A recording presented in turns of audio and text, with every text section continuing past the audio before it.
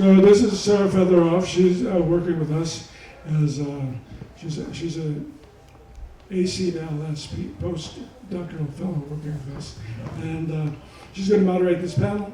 And here we go. All right. Thank you, John. Thank you to the cast of LAPD for that performance.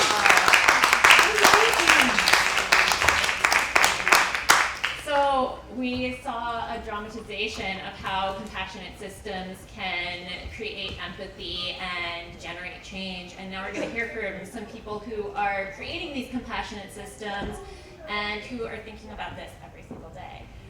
So I have with me on the stage here Dr. Jennifer Sudarsky, who was the medical director of the QI sites in 2021 and 2022. Is that right? Yeah. Lorenzo Antonio Gonzalez, who is with DHS, running the mobile clinic program, and I'm so sorry, I have my notes in my bag here. I thought there would be a table. Karla Gonzalez, who is the medical director of urgent care and the wellness center here in Boyle Heights. And finally, with us on the end, Molly Rysman, who is instrumental in creating the Skid Row Care Campus, is what it is currently called, being put in place by our own Henriette Growers. So I want to let each of you talk a little bit more about who you are, your experiences, and especially where your experiences intersect with serving unhoused populations or underserved populations. Jen, do you want to start us? And do I? Thank you. Hi, so I had the privilege of being part of the COVID hotel sites, and this was quite an honor to see you guys memorializing some of the experiences and all the wonderful things that LA County was able to put in place during COVID. Basically, we broke so many rules during these during the isolation and quarantine sites. That the county hired a lot of contractors, people who weren't part of the county, and I was one of those contractors. So I had the good fortune of not knowing what a lot of the rules were. So I wasn't really responsible for breaking them. But at any rate, the isolation and quarantine sites, as you saw, were a way of helping people vulnerable people who didn't have a way to isolate and quarantine during COVID. So it was, we had over 70% of the population of the sites. I think over 10,000 people passed through the sites. But a huge part of those people were unhoused people who were experiencing homelessness, people coming from Skid Row, people living already in shelters that were having outbreaks. But there were also people who couldn't shelter at home because their living conditions were too crowded. Some people were living in dorms, people who got off of planes and figured out that they had COVID and had nowhere to stay. People who couldn't be taken care of at home safely because they were in wheelchairs or because they were deaf or couldn't see, and the family couldn't help, coordinate their care. And we had a lot of families that came through. So at any rate, what was different is we were a shelter, but we were really focused on meeting people where they were at. Our goal was to stop the spread of COVID in LA County and to decompress the hospitals that were overwhelmed. What happened during that Christmas day that you guys talked about, what happened after Doctors Heidi and Doctors Emily from Housing for Health and DHS came to sort of save the day, and when we didn't have enough staff, we also didn't have enough ventilators, not ventilators, but air compressors for the patients, and they helped us mobilize to get those for the patients. And so it was really sort of pivoting. One of the key words that we used was to pivot. Everybody was pivoting, pretty much 24/7 to try and make things work. But at any rate, I think that by in terms of trying to meet people where they're at, we implemented what's called harm reduction, and that's part of housing first, which is I think I'll let Molly talk about that more, but it's sort of the way that LA County approaches homelessness, and you meet people where they're at instead of saying, oh, well, you need to be sober or you need to be well before we take you into our shelter. You meet people where they're at and you make it work for them. There's a lot more detail, but anyway, that's kind of where it all started. Buenos dias. My name is Lorenzo Gonzalez. I am a family physician. I'm the street medicine physician for SPA 4 for DHS. There's many of us, especially in the last, I would say, 10 years, I think street medicine has really become a thing. This did not exist. Some people call it backpack medicine. For me, I guess I've always wanted to be the doctor that my parents deserved, and that has really led me to try to find what's the best way I can help people.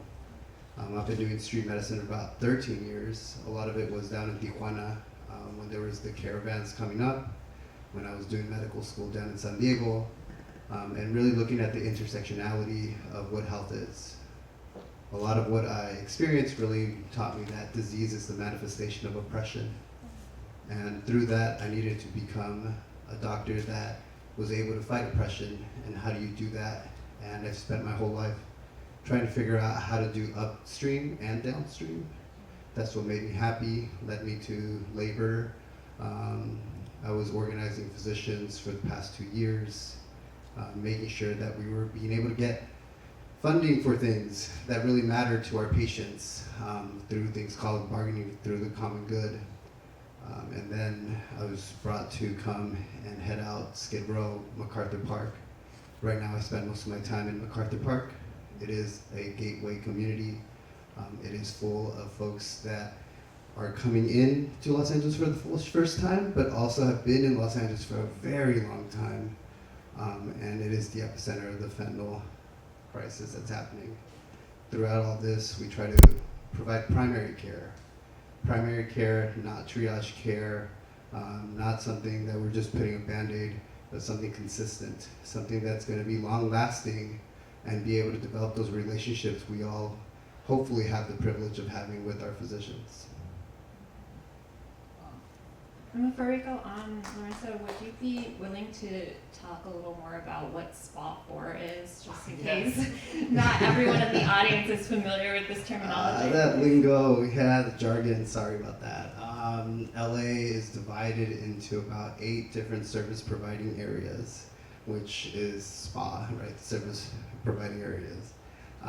This is how a lot of the resources get divvied up, and it is by population. So you have SPA 1, which is huge, and some of the most rural and most vulnerable folks live out in that area, especially folks who are experiencing unhoused. And then SPA 4 is probably one of the most dense. This includes Skid Row, MacArthur Park, the Metro Los Angeles area, and each one of them has its own sector and its own resources and its own politics as well that we all have to navigate through. Hi, good evening. I'm Karla Gonzalez, and I was born and raised here in Boyle Heights. I still live in Boyle Heights. And I'm so excited to be here with this wonderful cast, and thank you for the hard work you poured into this and for sharing your experiences. So I work at I'm also Department of Health Services, and I work at Los Angeles General, previously known as LAC USC Medical Center, which was the hospital where my family, where we went. And it was just very special for me to return there. As a family medicine physician, I always knew that I could not take care of patients in a 15-minute clinic visit. There was a lot, there's just too much that happens, and people have lives, and they are complex, and we need to wrap around with other people and other services. So the message that you all had, that we work together and that we bring this compassion, and then it's sort of this domino effect, is really the way I saw that I needed to practice medicine. So I was really excited in 2013, as I was doing my master's in public health, when I was given the opportunity to work at the old historic general hospital on the first floor to transform that space, no longer a hospital, but instead into a center where we could provide all the services that you all mentioned under one roof. So it was innovative, and it was on the grounds of a hospital. So we're on the grounds of a hospital, which is so unique. From urgent care, I can walk my patients over to the wellness center to receive all those services, the wonderful services that you all mentioned. But also we're open to the entire community in Los Angeles County, so people walk in off the streets. And I can say that after COVID, the social problems just became more and more complex. So we just have learned to pivot and adapt and take things one day at a time and learn and grow. And so we have wonderful navigators who will meet people as they come in or as they're referred and do an entire intake. And they're not only asking about diabetes or hypertension, they're actually asking about housing, they're asking about how much food do you have to eat, and how long is that food lasting? Are you in need of legal services? Are you getting kicked out of your home? Are you close to losing your home? Is there any other type of service that you might qualify that can really just support and prevent people from landing back in the hospital or landing ill? So that is what we do at the Wellness Center, and it's just beautiful that that was really kind of recreated in these COVID hospitals. So anyway, I'm so inspired. Thank you. Hi everybody, I'm Molly Rysman, Director of Policy and Planning at Housing for Health, also with Dr. Lorenzo, which is part of Department of Health Services as well. Also just want to say the performance was so amazing and so great to see, and the work is so, it's such a crazy system, and it's so frustrating, and it's beautiful to see the beauty of the compassion and the empathy that's also combined with the crazy system that we have to work with in the performance, so thank you for that. I am not a clinician, so I think I may be the only person here who's not a clinician. I'm an urban planner by trade, but started working in homeless services actually when I was 18 years old, so I've been at this a little while now, and have the incredible fortune of working for Housing for Health now. I think it might be helpful to say a little bit about the history of Housing for Health, because we are pretty unique. We are within the Department of Health Services in LA County, which of course is a county agency. The core function of Department of Health Services is to run public hospitals and clinics and provide health services, but in 2012, there was a director of DHS named Dr. Mitch Katz. And he was really focused on how many homeless patients were going through the emergency rooms and the hospitals and the clinics, and he felt like no matter how good the medical care that was provided was, if they were discharging people back to the streets, their health was actually going to get worse. So we could provide really expensive medical interventions, but if somebody was going back to unsheltered homelessness, they were just going to get sicker. And he became obsessed with the idea of how do we write a prescription for housing.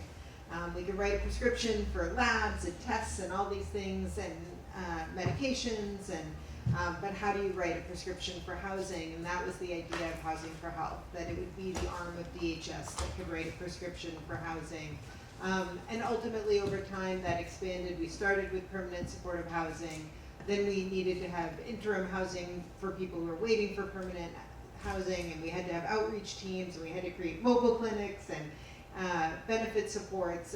We now serve about 50,000 people a year, but we also are based in Skid Row, which was the other part of Housing for Health that was really important, was that we be based, including our administrative offices, at the sort of epicenter of homelessness, that we have that proximity to the issue, that it not be that we were removed, and that, you know, we'll go into talking about the Skid Row Care Campus and the Skid Row Action Plan, but that ethos of like, the solutions come from the people experiencing homelessness. You have to be really close to what people are experiencing in order to figure out what actually works, has been sort of like baked into the DNA of Housing for Health from the start of it in 2012. And that's why our offices are in Skid Row, and Skid Row is a big focus for us, even though we serve the entire county. We care about every corner of the county, but there's a special place in our hearts for Skid Row, because that's where we're based.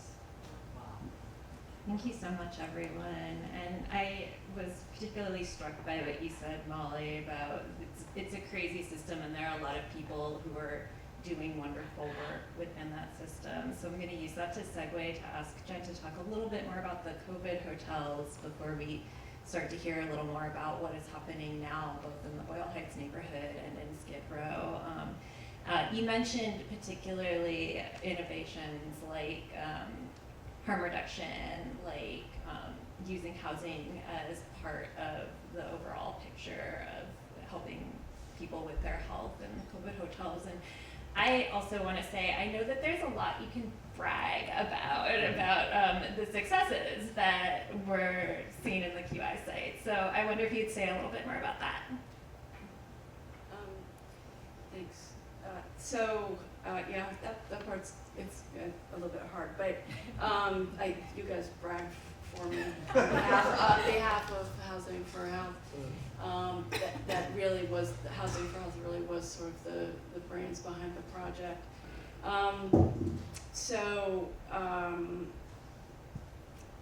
I think, I mean, really the genius was knowing that we were gonna have to decompress the hospitals and get these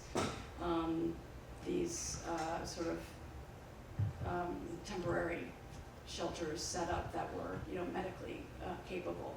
But in the end, I think what was really amazing was that people stayed. Now, part of it was they had to stay because it was isolation and quarantine, so they had to be able to be with us for initially for 14 days, and then as we knew more, 10 days, and the time got shorter as we went on. But what was really amazing about that was that, I mean, we had a very capable staff that were highly skilled. So now in shelters, there rarely are there medical staff in shelters, but in recuperative care, which is the closest thing to what we were doing, there used to be some recuperative cares that had doctors or have doctors, but they'll have certified nursing assistants and medical assistants, and some will have RNs. But we had a full staff of RNs and social workers, psychologists, and then of course you guys talked about all the operations team, but medical doctors, nurse practitioners, psychiatric nurse practitioners, and the fact that we were all under one roof working together was unusual. I think that was probably the biggest innovation. And we would convene twice a day to go through all the patients. And I mean, at the height of the program, I think we had at one time 800 patients. So not all in one place, but the program itself had 800 patients. But when you guys were talking about the nurses having 30 patients, that was 30 patients each. And for a nurse to have 30 patients who were really sick with COVID and be responsible for them, and each in their own room, and having to, you know, go by the rooms, it was pretty scary. So I wasn't sure if you understood that was a lot of patients for basically an ICU nurse. So at any rate, I don't know, I'm not sure if I'm touching on what we need to talk about, but I think the harm reduction was also pretty significant. And like as a physician, I would haze new practitioners who would come into the COVID hotels and say, because you have to write you have to write a prescription for alcohol for this person, and you have to send it, and you have to bring it over to CVS because they're not going to fill it unless you do it yourself. But we didn't quite do it that way. But we did have, we did have to prescribe alcohol just like this was done during the Prohibition. We had to prescribe alcohol. We prescribed marijuana. We would supervise people who were actively using needles. That patient was, just for the providers here, that was a heroin patient, not a meth patient, just so you know.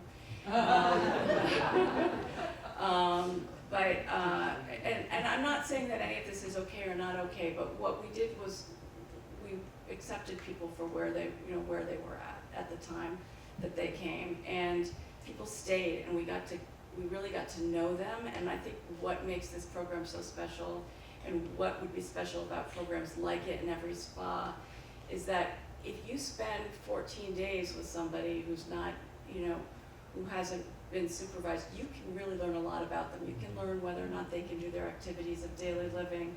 You can learn how bad their substance use is. You can learn whether or not they can navigate their wheelchair. You can learn, whether or not they're capable of taking their medications, and within those 14 days, you have a really good idea of where they'll be successful in their next place. So it's a temporary housing, but it might be temporary housing or permanent housing. The problem is we don't, during COVID, we had places to send people. Now we don't, especially, and then after the fire, I'm sure the fires will come up. But there isn't enough housing in LA, and there isn't enough places to send these people. But one thing that you can be sure about in this kind of setting, in recuperative care, or it's also called respite care, is that if they spend 2 weeks with you, you will have a very good idea of what it is that person's capable of and where they could be successful in housing. And I think that's kind of the magic, ultimately the magic of it. So, yeah. Thank you. So I'm going to ask Molly next to speak to how that model is maybe being integrated into some of the programs in Skid Row right now, like the Skid Row Action Plan and the Health Campus. And if you want to talk about how any of these pieces that Jen mentioned are coming out as well. Yeah, absolutely. So the Skid Row Action Plan is a really amazing community planning process, and some of the members of the original Resident Advisory Board are here with us, Lorraine and Tom, that helped kick off the Skid Row Action Plan. It was a process or planning process started in 2022, and really looking at how do we help make Skid Row a healthier, thriving neighborhood.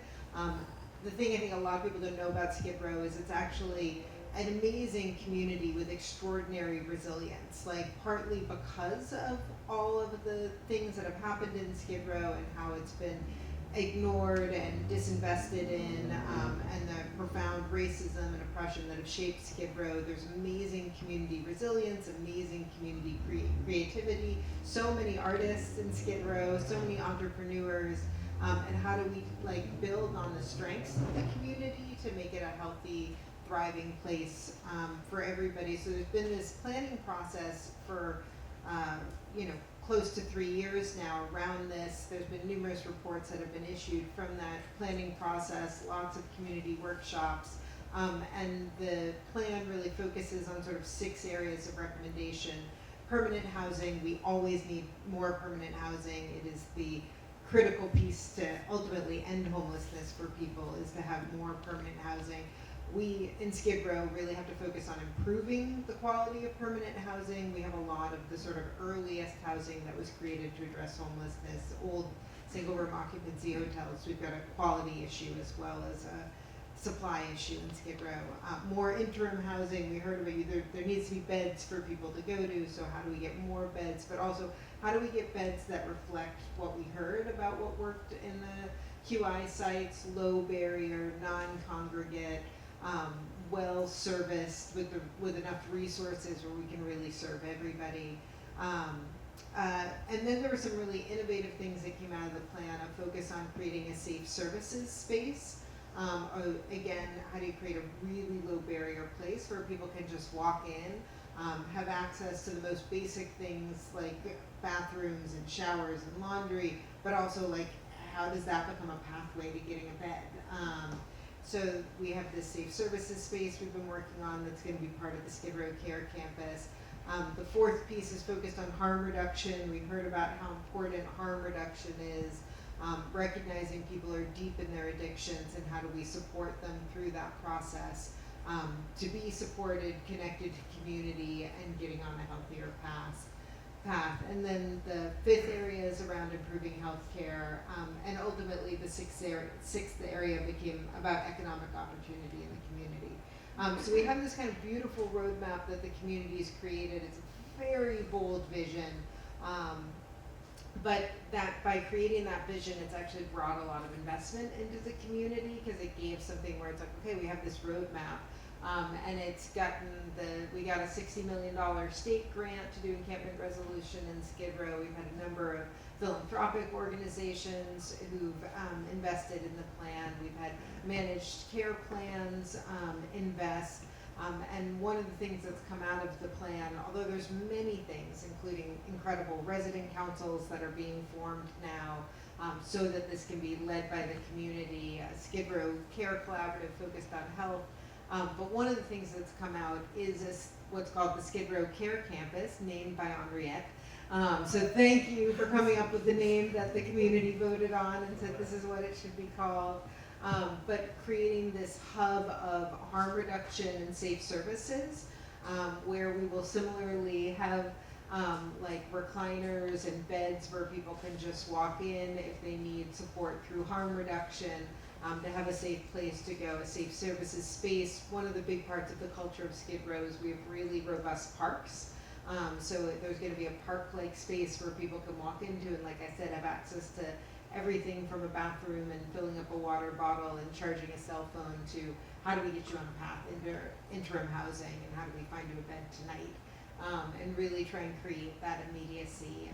And that has been a big part of the Skid Row action plan. There is, you saw a talk in the performance about the safe landing. Again, this idea of like, how do you just create spaces that people can walk into? We tend to have this, like I said, very complicated, convoluted system where it's like, well, an outreach worker can submit a referral for interim housing online and it goes into a system somewhere. What happens, how do we create a more human-centered system?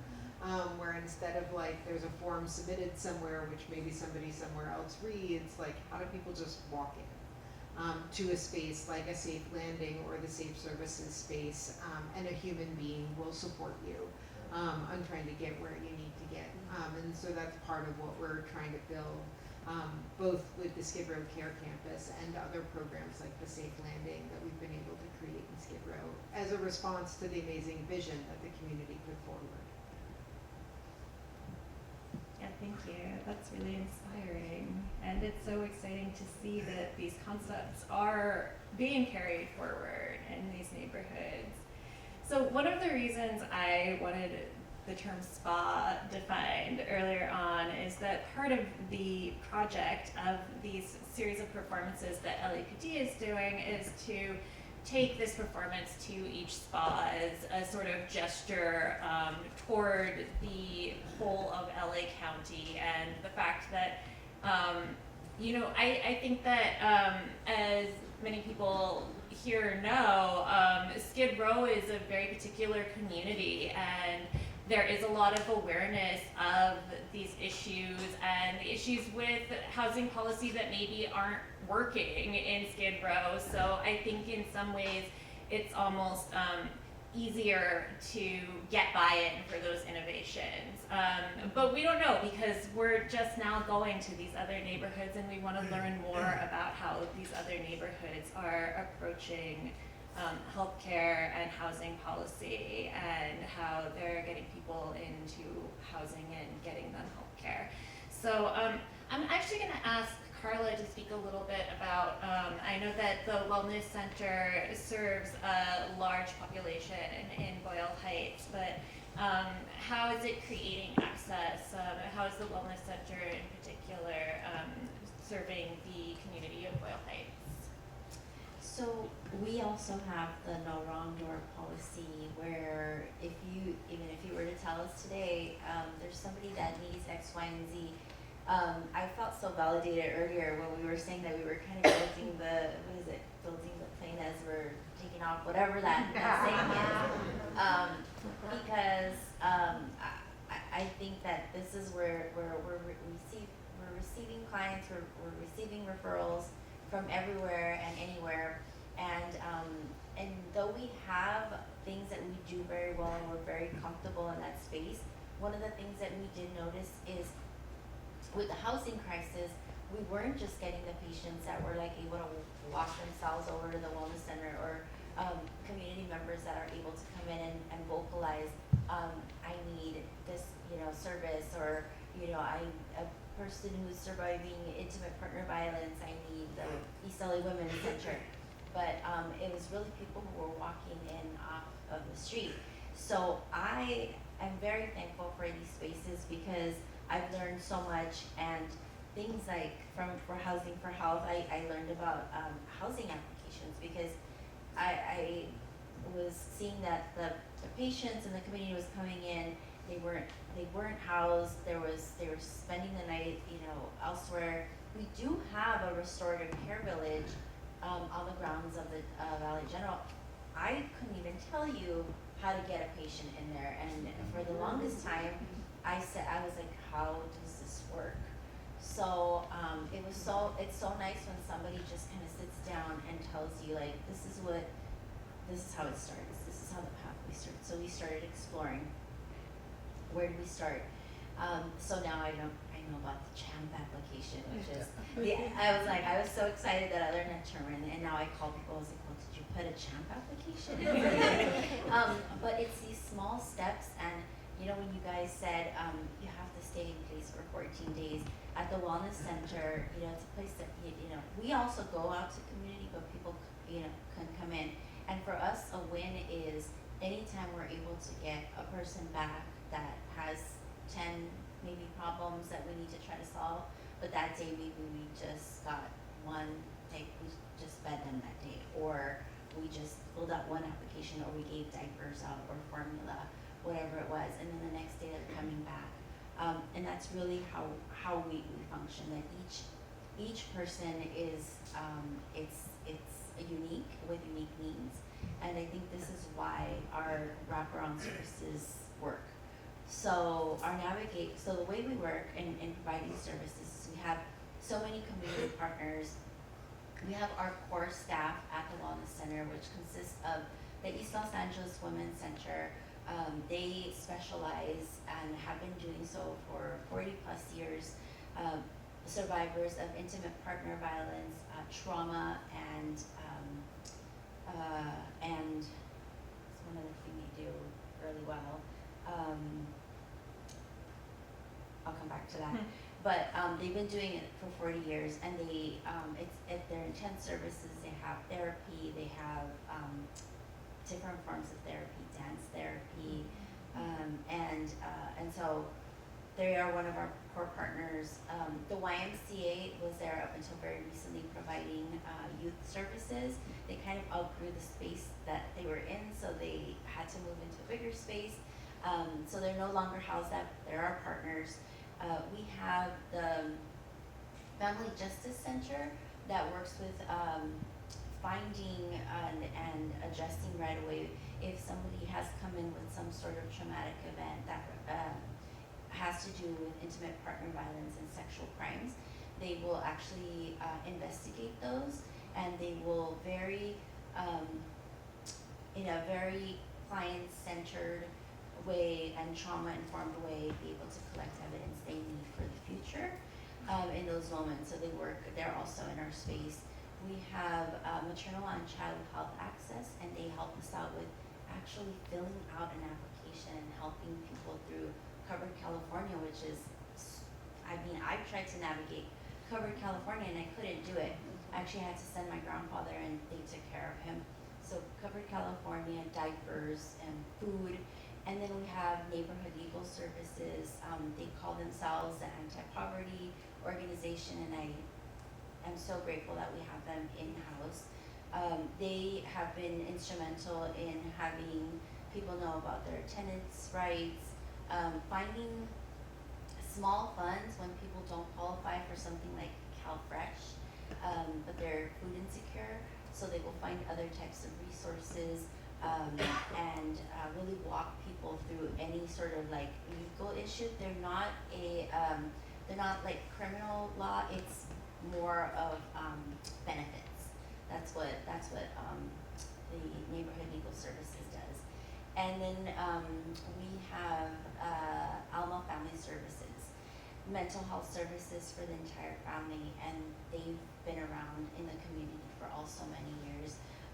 We know that mental health therapy is scarce and it's a resource that we take care of and we hold it and we're so careful with it and are trying to grow it. But sometimes we can't do it all, and so they provide things like healing circles and like group sessions in which they're doing very culturally appropriate healing. So as an example, we have a group of a knitting group, people who have a history of trauma that come to the wellness center. They knit together. They've been doing it for 7 years. They knit blankets and bonnets for the people in the hospital and the babies in the hospital. And then once a year, all the items get blessed by our non-denominational church, the St. Camillus. And then we go back and we deliver it to anybody that needs them. And in this way, people are kind of walking through their own trauma and healing in their own way. But when you walk into the knitting circle, it's really like, it really becomes more like friends hanging out and talking about, their latest and their greatest, and maybe some of their past and what's happened to them. So I think I've named all of our in-house, that's just our in-house partners. We have a lot of community partners as well. We work with the acupuncture school. So providing services that normally we wouldn't, people wouldn't be able to have access to. So acupuncture as a form of healing, Reiki, we just had Reiki today in our space, and chiropractor services as well, all of which are, our partnerships. Yoga, we have a yoga school come out, things that otherwise wouldn't be accessible. And so that's really what we're like experts at, is making these connections and finding these mutually beneficial relationships with people out in the community. That's amazing. Yeah, and it's beautiful, just all of these examples of how healthcare is so much bigger than just serving critical needs or symptoms. Yeah, thank you. So Lorenzo, I know that we don't always have the place in place, right? As we said in the performance. So you are providing mobile care, and I would love to hear more about that and about how that is increasing access. Yeah, definitely. So,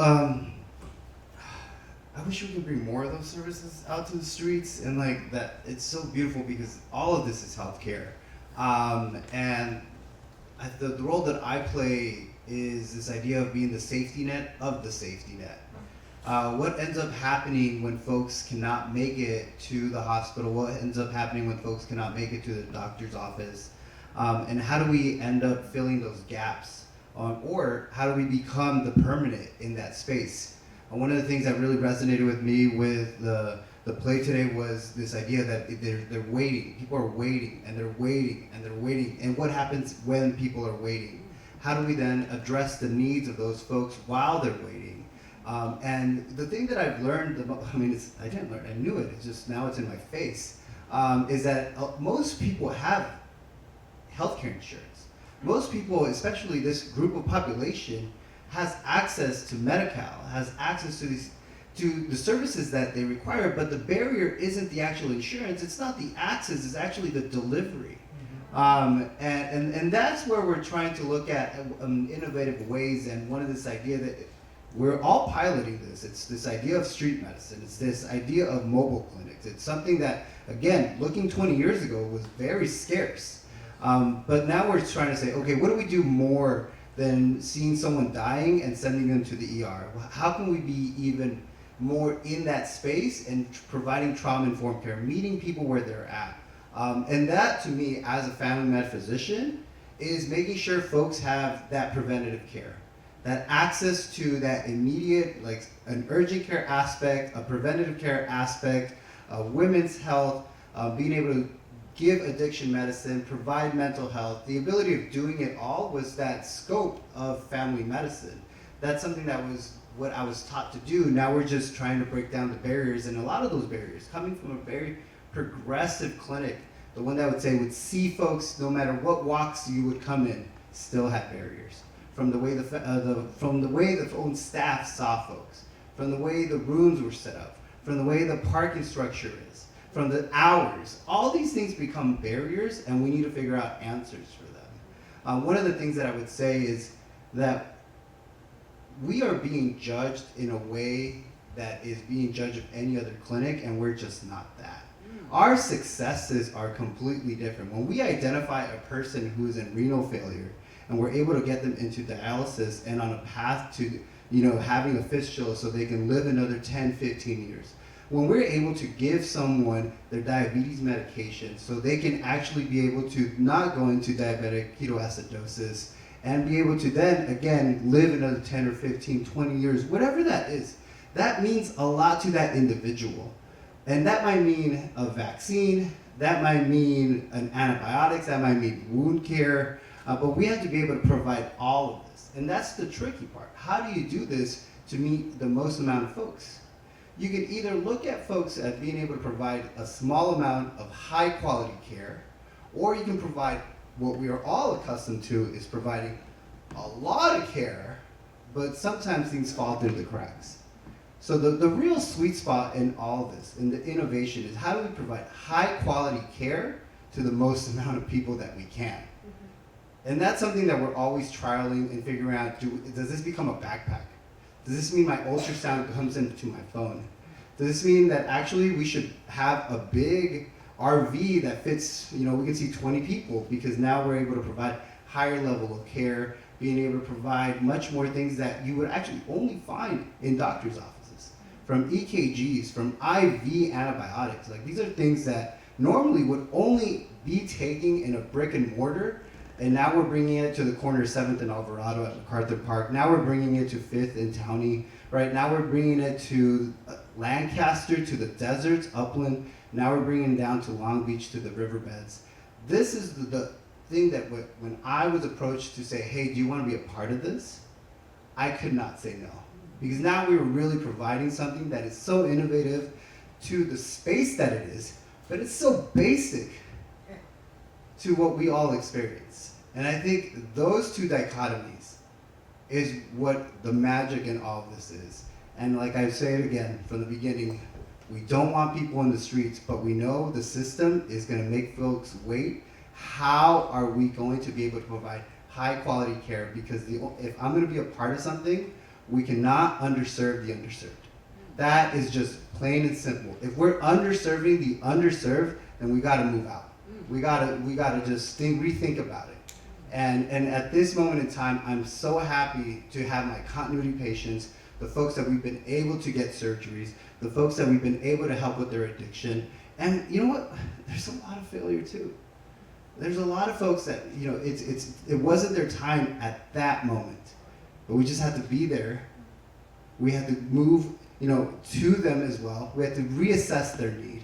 And that's the continual aspect of street medicine. That's the continual aspect of mobile clinics. Maybe it's MacArthur Park right now. Maybe it's going to be another aspect of Hollywood. We have to keep looking, and that's where that partnership between folks that are doing a lot of like the census, a lot of like looking where are folks at, where are folks moving to, where are folks being rated to. all that affects how we deliver the care. And it's this intersection of all the aspects of medicine, of urban planning, of epidemiology, social, all of this is being brought into that one moment. And like we said, we only have about 15 to 20 minutes to do the work. So I think that part is what I think we're doing really good. And we're going to continue to keep learning. And the folks right now in DHS and the folks in Los Angeles are really pioneering this whole street medicine. And everyone's looking at us.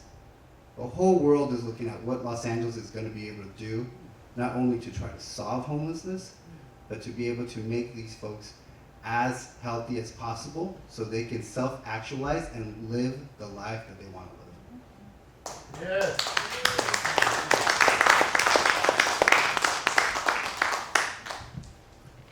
That's really inspiring, and it's inspiring especially in the context of, you know, we're doing this in LA County, and I'm talking about it like, oh, we're just, you know, talking about every neighborhood of this county, but as you point out, LA County is really at the forefront of so many of these conversations around homelessness and how we can approach this with more compassion and really meet people where they're at. So that's exciting to me.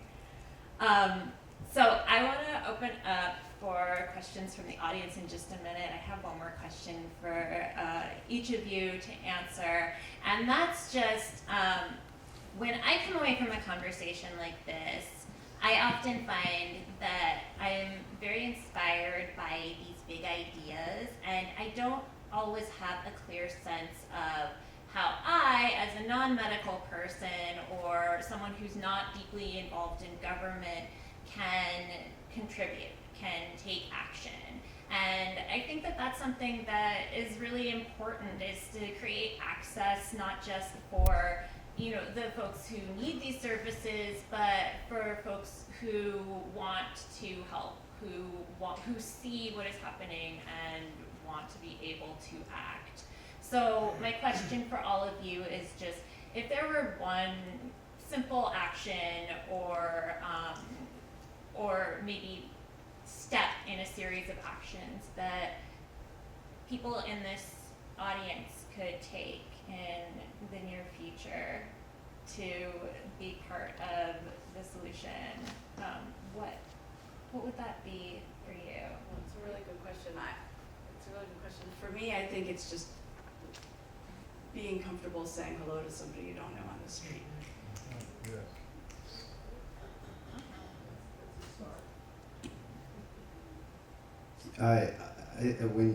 When you said that question, I reminded when we get learners that come and they're with us, I always tell them, take something, if you're gonna take something, learn and see someone for the human being that they are.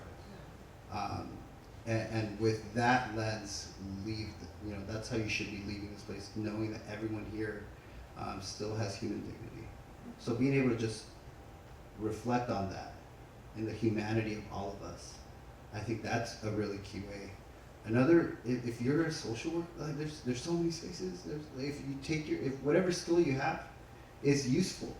From a community health worker, I think there's, at least I know within our space, we're always looking to hire, and right now within my own team.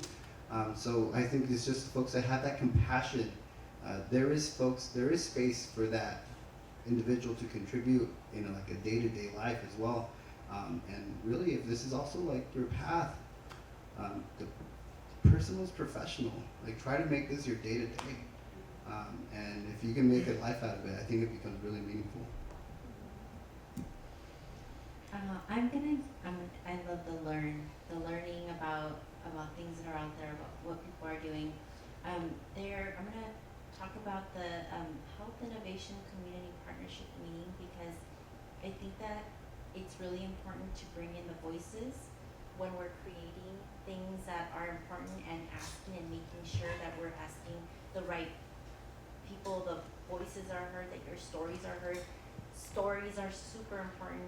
The Health Innovation Community Partnership, there's a lot of development happening, and I don't think that the right, or all the voices that need to be in the room are there at the table. So, they are developing the area near Los Angeles General Medical Center, and that's just one area. This is happening everywhere, but the voices need to be heard, be at these spaces, tell your story, let people know what you think. And I think I've been very pleasantly surprised that people are listening, actually, and people are caring, and when they are creating these plans, they're taking into account what it's going to look like 5, 10 years from now, 20 years from now, so that it is a sustainable model and that it serves the purpose and it serves the people that it's meant to serve. So be in those spaces as well as. Yeah, I second everything everybody has said, because the first thing I always say is like, get to know somebody experiencing homelessness, break that cycle of the dehumanizing that happens when people just walk by people and don't make eye contact, learn from people with lived experience, and sort of echoing on that, like, there's so many, the thing I think government and nonprofits are not good at is creating community, and there's so many ways to be in community with people, whether that's participating in a knitting circle, whether that's participating with groups that are doing food programs or water drop. There's like so many ways just to get in community, and all of us have a skill, something we do that we enjoy doing with other people, and there's so many ways to do that with people experiencing homelessness that help create that sense of community, because we are often rushing like crazy to try and serve thousands of people, so we can't create community in that way. But I think that's actually where the most transformation happens, is when people get in deep relationships together, and that's when you really start seeing lives change. Yeah, and I think that it sounds like that was part of what the COVID hotels were able to do, is if you were there for 14 days, you got to know people who were providing care for you. Yeah, thank you. Those are all really good answers. I know that there are people in the audience who probably have questions for these very smart people. So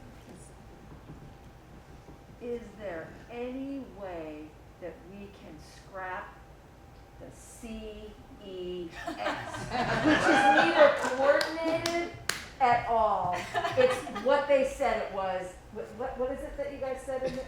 Coordinated. Combobulated, excruciating stuff.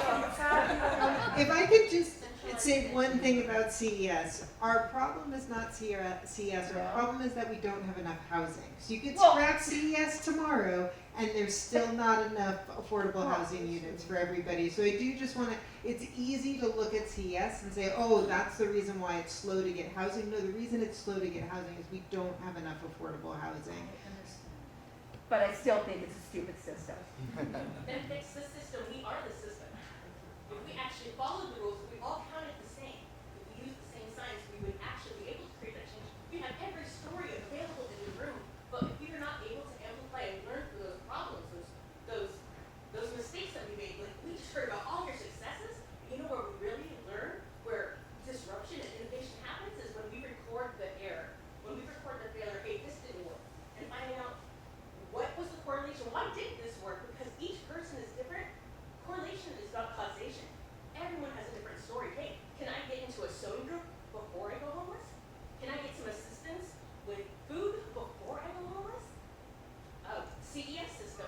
We're talking about all of the if you've ever been through domestic violence, all of your information is hidden and it's supposed to help you, but now you are literally cut off from every single system.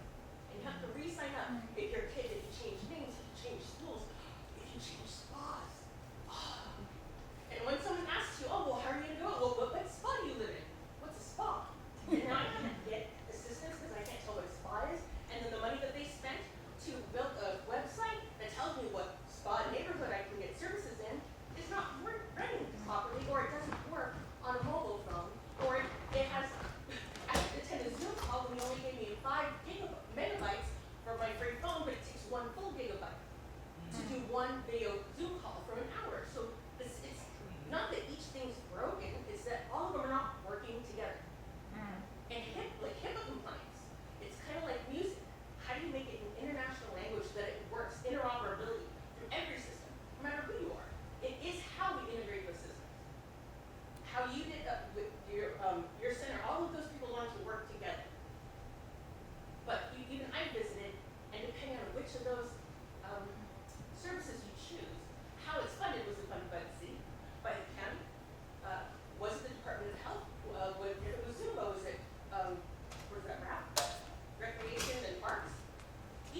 is different is because we're blocking up, it's all them.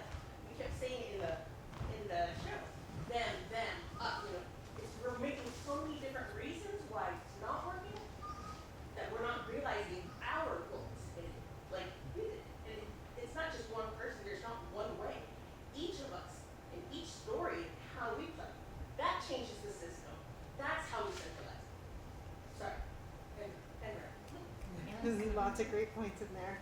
Molly, you were starting to talk about how the CES is only a small part of the overall problem with the system.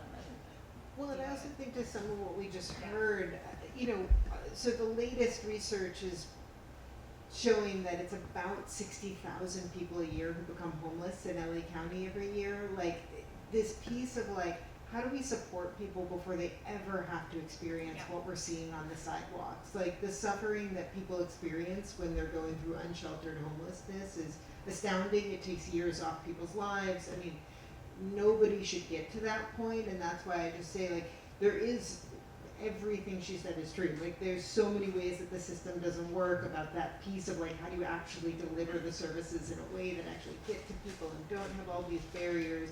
But like, fundamentally underneath, like, we need a right to housing in this country. We need enough affordable housing. We need rents, stabilized in a way where they're not constantly going up and pricing people out. I mean, there's just so many structural issues underneath everything, and we're sort of triaging, not as effectively as any of us would like to be, because the scale of what we're up against and how many people are falling into homelessness is so extraordinary, and like, this system can never meet that. We've got to figure out a way to support people long before they ever hit our systems.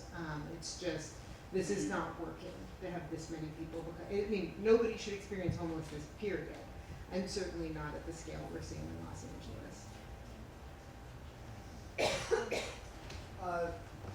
I think we kind of opened a can of worms here with the CES. So I remember when the CES was created through the Home for Good initiative, and the big selling point was that things aren't coordinated. So there's duplication happening, things are falling through the cracks. The system isn't talking to itself in ways it needs to talk to itself. And the coordinated entry system was going to put something together that covered the bases. And I don't want to make the coordinated system, entry system, the villain, but I know one of the issues in Skid Row, even in the context of the action plan, and you were talking about the importance of community. Well, a lot of people on the street, whether it's through an encampment or it's the restaurant down the street, they have built a community physically where they're at.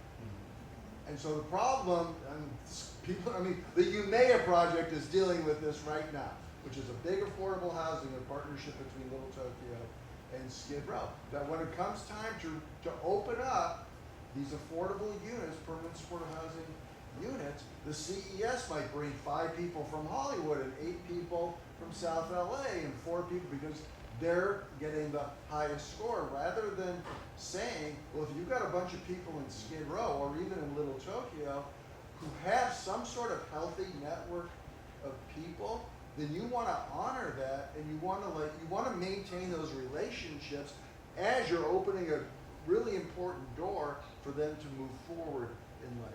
So I don't know if that means a CES 2.0. I don't know what the answer is, because I see the value of things need to be coordinated, but I'm also seeing the value of don't put people on a list that actually disrupts the things that are working in their life. I don't know that was a question. I agree with everything you said, Tom. Sounds great. Well, it's reminding me of something that you said before, Lorenzo, too, about barriers that you can't really anticipate until you see that they're barriers. And that's what I'm hearing a lot in this discussion, is the idea that these barriers exist, that even when the best attempts are made to make a barrier-free system. Yeah, I feel like I've always said it's the system is a reflection of us, right? Like And in medical care, as a person that's dedicated himself to working in the county systems, one of the things that attracted me to Los Angeles is that it even had a county system that was providing in LA almost universal care. From being in Orange County and being in San Diego, we've had to send patients up to, they didn't want us to do this, but we would send patients up to Los Angeles because that's where we knew that they were going to have some sort of care. This really allowed me to think about, like, not only do we have to work with the system, but we also have to be the activist to move the things because the system is just too slow. And that aspect of, like, what do we do today and how do we fix tomorrow is that, like, teetering of, where are we going to spend most of our time? And hopefully things like this space really allows you to figure out where do you want to really spend your time in.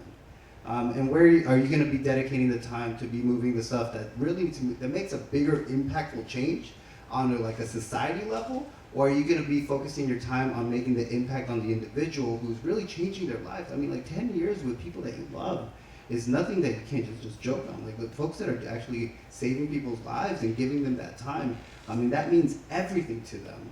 And at the same time, I'm also thinking, what could really save a lot of, like thousands of lives is if we change policy.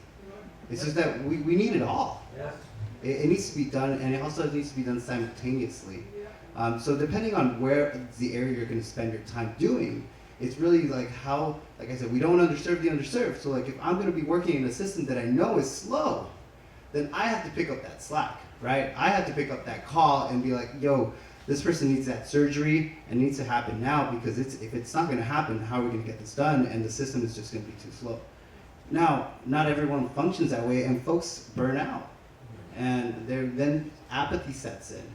So this is where I think culture is also incredibly important, and working with folks that actually care about folks is coming back to the compassion aspect of it. A group of people that care can really move mountains. Now, how many mountains we can actually move, that's a different question. But I think right now what we're seeing is that people care. And we have a system that actually provides things that are unheard of for folks. And how do we make that better? For me, DHS, LA General, the Wellness Center, these are things that we need to expand because they're working. And how do we expand it to all areas of the place? And at the same time, increase that capacity. How do we get more people to be able to access these specialty cares, these life-changing aspects, the social integration. And now we're in a space where these things are being taken away from us. So now not only are we like asking folks to change the world when they're trying to like survive, now we're removing resources from them, right? So now we're going back in a step, and now we're gonna have to reorganize. And I think that's what Skid Row has really highlighted us, is that when you give folks the ability to organize, people have the skills and the resources, give them what they need to succeed, and folks will succeed. And that requires good leadership. And that leadership needs to trust individuals and delegate power. And I think that's the thing that some folks might have difficulty doing. I know as my organizing background, as a labor organizer, what I've really felt is that sometimes folks don't trust individuals. And we have to bring the folks that have the answers, because I don't have the answers. Y'all might have the answers. I don't have the answers. But we need to bring folks that actually experience it, test things out, and if it doesn't work, it didn't work, and move forward. And that humility is, I think, what is lacking in a lot of this. We don't know how to say that we made a mistake. Yeah, I'd like to ask this question without anyone incriminating themselves. Is when has it been helpful to break rules at an institutional level or at an individual level, either subverting the regulations or manipulating and transforming? Like you were saying, prescribing alcohol. I haven't heard of that before. I don't know if that's a common practice. But I think that's really beautiful. And so, yeah, I'm curious. I'll give an example. I don't speak on the behalf of the Department of Health Services. My idea is so some of the things that happened, and we learned during the pandemic, is we learned about televisits. And there's things that you're not supposed to prescribe in a televisit. And things like when we talk about harm reduction, we do a lot of buprenorphine, do a lot of medications, and there's some people that are on opioids because they have the need for them. And there's a lot of things that happened that we were like, well, we need to prescribe things. We need to get things to the people as in them in real time and not have to wait. So there's sometimes you're just like, well, this is going to get prescribed and it's gonna need to happen right now. And no, I'm not gonna check your liver before, check your labs before I order this. I'm gonna give it to you. So there's just things like that where you need to think on the fly, and so we had that scenario, I think, happened a lot during COVID and televisits. I think the other thing that I recall, there's another event where there was like a resource. It was like a decent amount of funds that came to us through the wellness center that had to get distributed within a matter of like 3 days or something like that. And so normally you have to go up the path and then it has to someone has to figure out how to do it equally, and I was like, well, we won't have time for that. So we decided we were going to just distribute, and just whoever was going to get it was going to get it. And it's like, so these are the things that you do where you can't wait for the bureaucracy. You can't wait because things tend to be rigid, and you're going to distribute the resources. If you have them, you're not going to let them go to waste. A lot of that happened right after the pandemic. So those are, I think a few things, but I also think that there's a lot of people out there who are thinking about, I know certain things seem rigid, but there's a lot of flexibility. HIPAA, somebody talked about HIPAA, and we talk about being able to share information, which is you never know, am I violating HIPAA? Am I getting in trouble for this? When all you're trying to do is get the care that you need for the patient. So person with a cancer came in from San Diego to LA General, and I need to get access to their record. How can I do that? So we're actively working on things like that. There is, we literally created a form that would allow the health information systems within LA General to distribute the information as needed on a CD, so you can walk away with your CD with all that information and take it to wherever you need to take it. So people are thinking outside of the box. I think that it's just not happening fast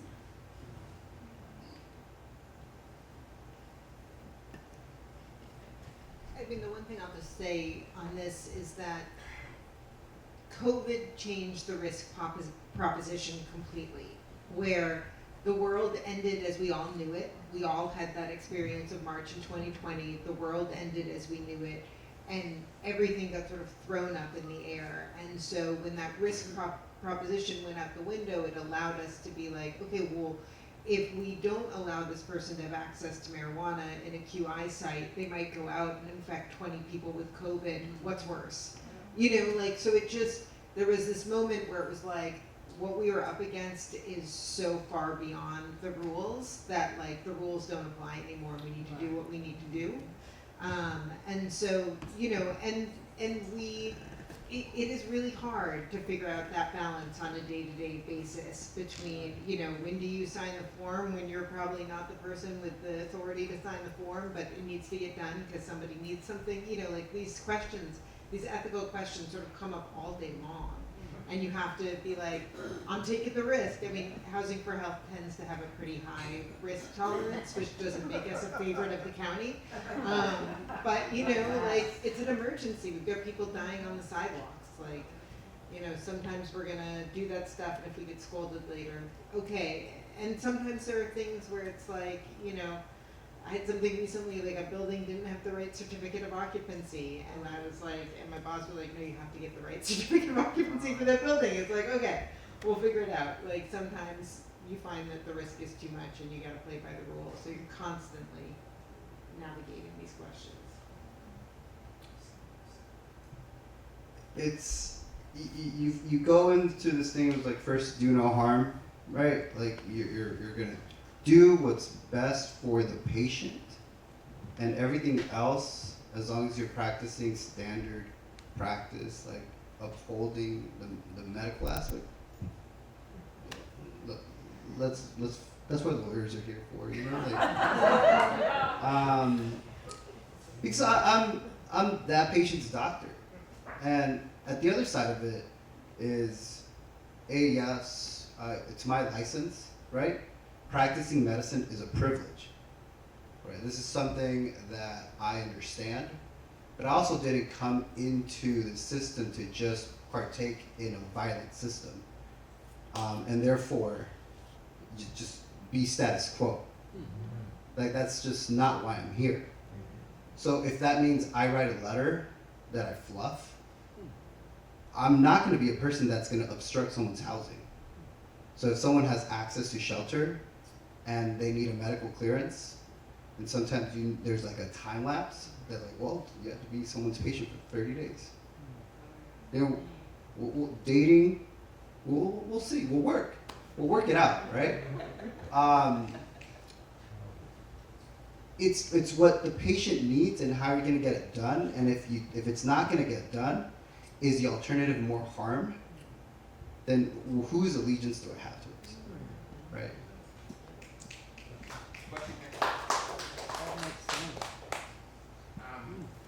Really admire what each of you are doing in moving the needle forward and dealing with the unhoused. My concern is, even though I hear these fantastic things that you're doing, the perception in the public is very, very different. As if, you know, whatever we're doing from a unhoused standpoint is failing. Yeah. If you look at, and everybody looks at it on a high level, right? They see the percentage of unhoused went up 18%. Notwithstanding everything that you're talking about, that you're doing and that is working. How do you deal with this misperception? Because my fear is, and what I'm hearing is that people are going to start adopting measures that are less compassionate, that, you know, start adopting measures like, you know, people are unhoused, they're getting off the street regardless of where they are, what their needs are, they're just going to be removed from the street. And so how do we deal with that misperception? Because I don't think the public is where you are in terms of how the programs that you, or the approaches that you've taken are working. I mean, I can just say I don't believe programs will end homelessness. These programs are amazing. These programs save lives every single day. They are extraordinary and incredibly important, but without a legal framework around a right to housing in this country, we're not powerful enough to overcome capitalism and racism. Like, you know, if we can do programs that help people, like I said, that save lives, but the forces that we're up against are extraordinary.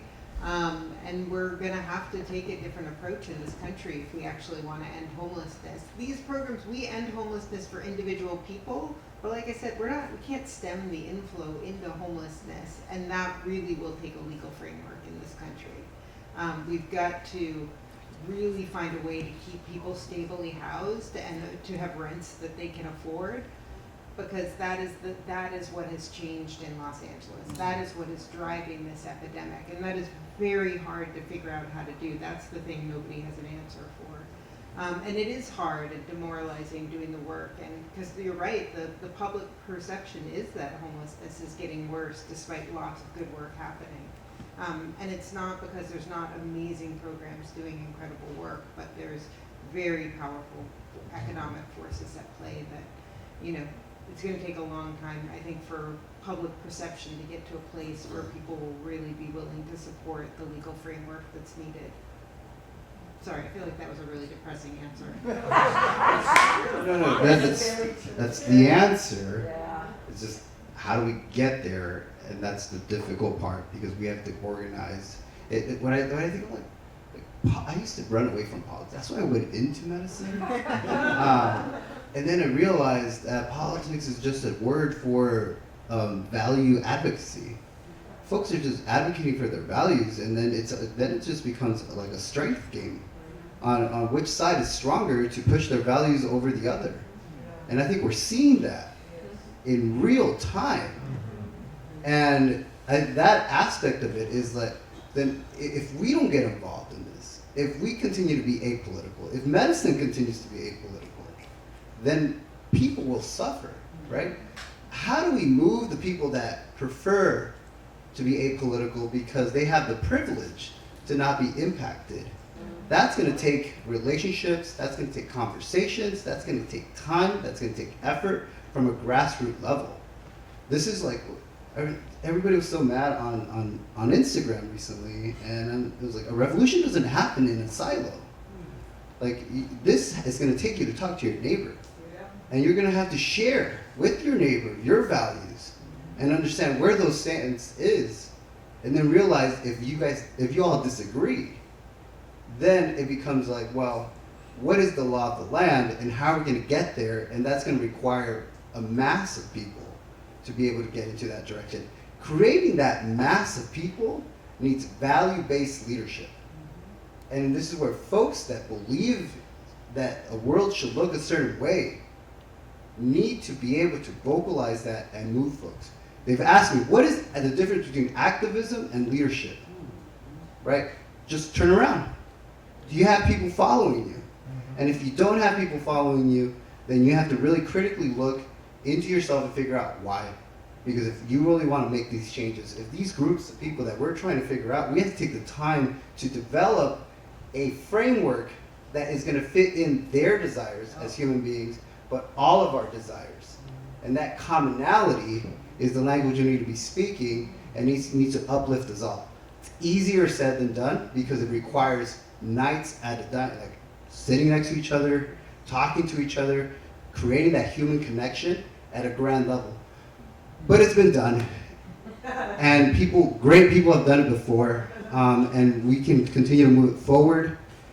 It's just time consuming, and it's easier to just stay in your little cube and worry about what's in front of you and let the world then just come up.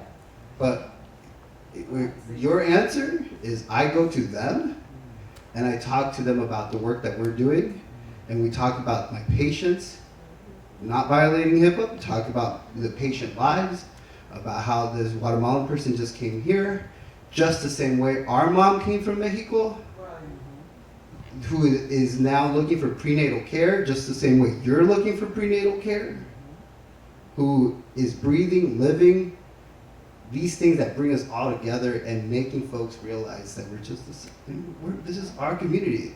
We need to stop neoliberalism and that separation of folks.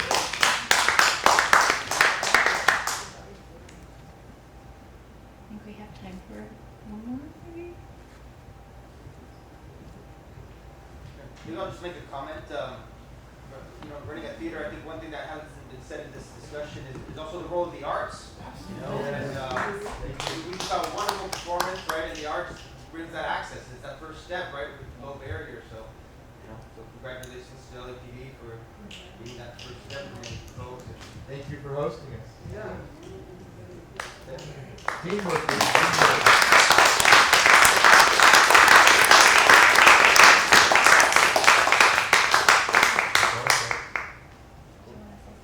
I just wanted to say that I think, picking up on what Karla said, one aspect of that, I think the work you guys are doing is also not, needs to be elevated and more well known, and because when you see a bunch of people on the street, then people say, oh yeah, well I guess nothing's working, but they don't know that this is working, that's working, and so I think that's also part of it.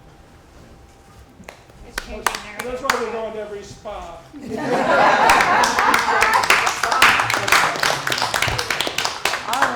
thank you so much.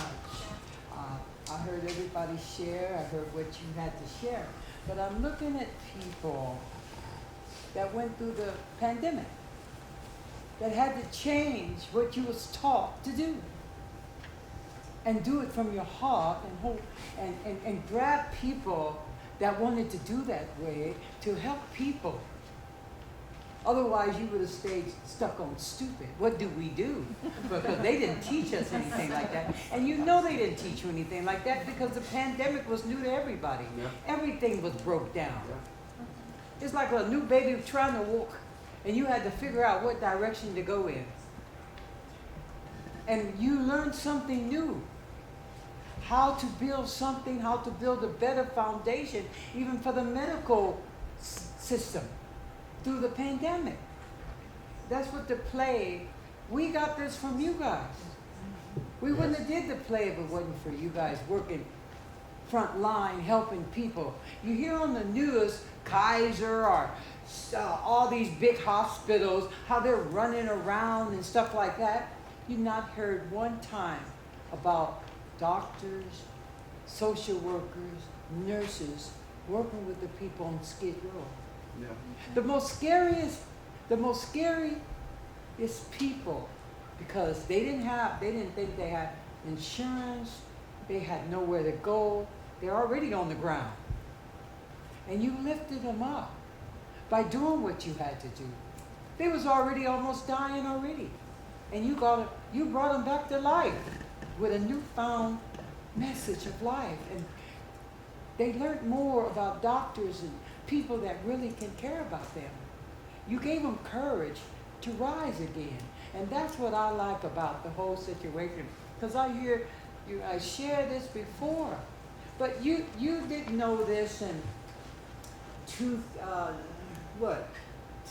before the pandemic. You had another frame of mind.